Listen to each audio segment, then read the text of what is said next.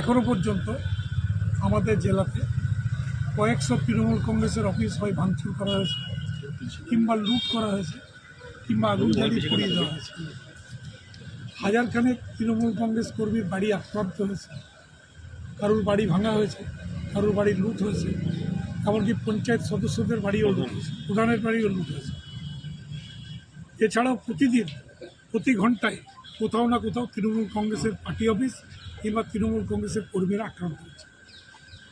এমনকি আপনাদের এই বিএনআরে যে ক্লাব আছে, সেই ক্লাবটা কিন্তু কোনো রাজনৈতিক ক্লাব নয়, সেই ক্লাবও আক্রান্ত, সেখানেও লুট হয়েছে।